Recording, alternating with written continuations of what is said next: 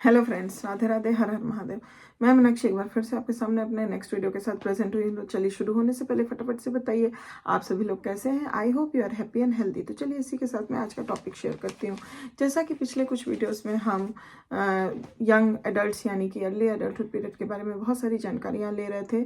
हम उनके इंटरेस्ट के बारे में बात कर रहे थे। लास्ट हम वीडियो में उनके रिक्रिएशनल इंटरेस्ट के बारे में जानकारी लिए कि रिक्रिएशनल इंटरेस्ट होता क्या है और कितने प्रकार के होते हैं। और फिर उसी में हमने बात की थी कि कुछ ऐसे फैक्टर्स होते हैं जो इन्फ्लुएंस करते हैं एडल्ट रिक्रिएशन को। तो ऐसे कुछ फैक्टर हैं जिससे रिक्रिएशन ऑफ द एडल्ट्स जो है वो अफेक्ट होता है इन्फ्लुएंस होता है।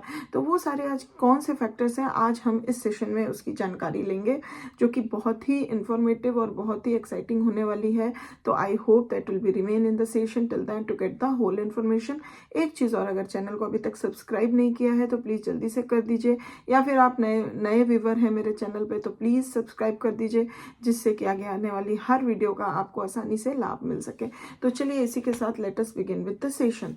तो जब हम बात करते हैं factors influencing about recreation means adult के रिक्रिएशन के बारे में, तो यहाँ पे हम we can see 6 types of main common factors that influence the adult recreation. That is, चलिए जानते हैं, that is health related to time, marital status related to socio economic status, sex and social acceptance. अब चलिए थोड़ा थोड़ा इन सभी को detail में समझते हैं।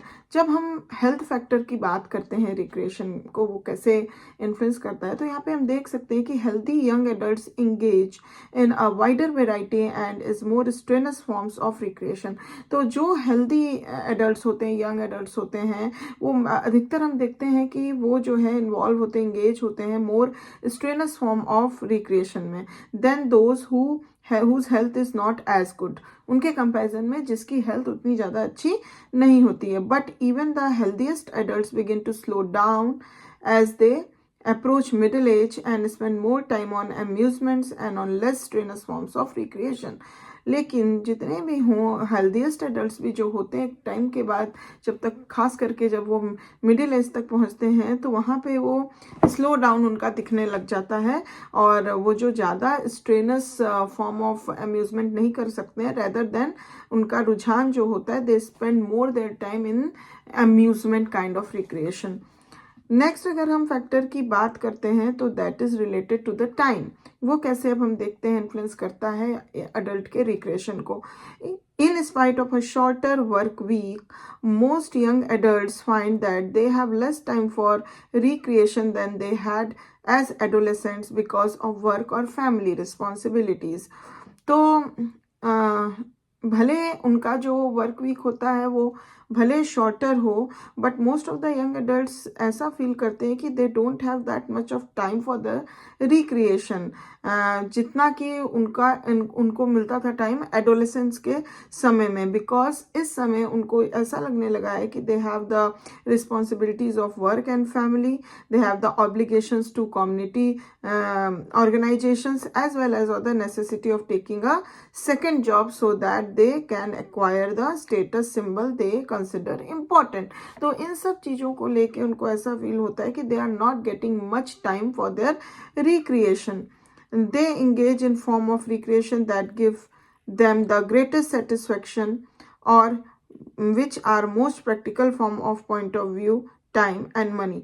तो खास करके इनको देखा गया है कि ये जो एडल्ट्स होते हैं वो इस तरह के फॉर्म ऑफ रिक्रिएशन में ज़्यादा अपने आप को इंगेज करते हैं जहाँ उनको ग्रेटर सेटिस्फेक्शन मिले और जहाँ पे वो most practical point of view से टाइम और मनी के हिसाब से रिक्रिएशन एंजॉय कर सकें और उससे भी कुछ आउटकम निकाल पाएँ। तो ऐसे रिक्रिएशनल इंटरेस्ट जो है मोस्ट ऑफ द एडल्ट्स जो हैं वो रखते हैं।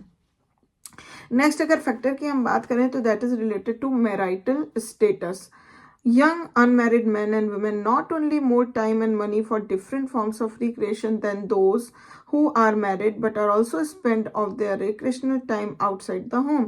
तो young जो unmarried men and women होते हैं, they are not only have more time and money for different types of recreation, उनके पास काफ़ी मनी और टाइम होता है डिफरेंट टाइप ऑफ रिक्रिएशन को एंजॉय करने के लिए, then those who are married, लेकिन फिर भी वो स्पेंड करते हैं more of their recreational time outside at home. In large families अगर हम देखें, much of the family centered recreation is also home centered. तो लार्ज फैमिलीज में हम देख सकते हैं फैमिली सेंटर्ड रिक्रिएशन होता है, होम सेंटर्ड होता है, जैसे कि for example watching television and playing games with the family members.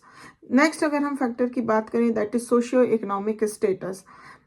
ये कैसे रिक्रिएशन को, एडल्ट के रिक्रिएशन को इफेक्ट करता है, इन्फ्लुएंस करता है, चलिए जानते हैं। Middle class adults have more time for recreation. जो मिडिल क्लास एडल्ट्स होते हैं उनके पास ज़्यादा टाइम होता है रिक्रिएशन के लिए।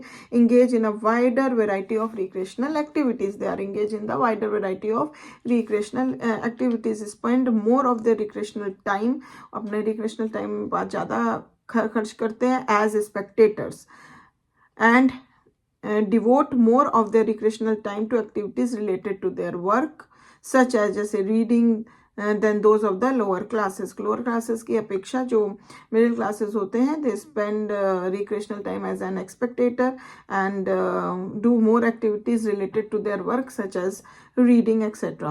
Recreational activities of middle class families and generally home oriented. तो middle class family की recreational activities जो होती है generally home oriented होती है, while those of lower class adults involve commercial entertainments outside the home. वहीं पे अगर lower class की हम activities को देखें या recreation को देखें तो they are involved more in the commercial entertainments which is always happens outside the home, mostly happens outside the home. तो ये डिफरेंस हम मिडिल क्लास और लोअर क्लास में देख सकते हैं। नेक्स्ट फैक्टर की अगर हम बात करें, that is related to sex. Regardless of marital status, young men and women must make radical changes in their recreational activities. तो भले marital status कुछ भी हो, young men और women जो होते हैं, they must take radical changes in their recreational activities. Most of the recreational activities of women with children must be home centered. Most of the women की जो recreational activity होती है वो बच्चों के साथ होती है, and that is often related to the home centered recreational activities. अब अगर हम बात करें social acceptance, that is the last but the important factor that influence the adult recreational, though, that is social acceptance. Young adults who are popular and have many friends from their school years or from their jobs have opportunities for more social oriented recreations after they finish their education. They have adults who were not popular in school or college or who are living far away from their old schoolmates. तो young adult जो कि बहुत popular रहे अपने school और college के समय में years में और अपने जॉब में भी उनको काफ़ी अच्छी अपॉर्चुनिटीज़ मिली है और बहुत ही ज़्यादा वो सोशली ओरिएंटेड हैं। रिक्रिएशन मतलब ऐसे लोगों को हम देखते हैं कि that is more socially oriented, recreation पे ज़्यादा फोकस रहता है जब वो अपनी एजुकेशन ख़त्म करते हैं। और कुछ ऐसे एडल्ट्स होते हैं those who are not popular in school और कॉलेज, तो उनका जो है ज़्यादा रिक्रिएशन सोशली ओरिएंटेड नहीं देखा जाता है। Young adults who are completing their education have more opportunities for recreations involving people that have those who have no educational affiliation. तो यंग एडल्ट जिनके पास जो अपना कंप्लीट कर लिया एजुकेशन, उनके पास अपॉर्चुनिटीज़ बहुत होती हैं रिक्रिएशन करने की, जिसमें वो कई सारे लोगों को भी इन्वॉल्व रखते हैं जिनके पास एजुकेशनल एफिलिएशन नहीं होता है।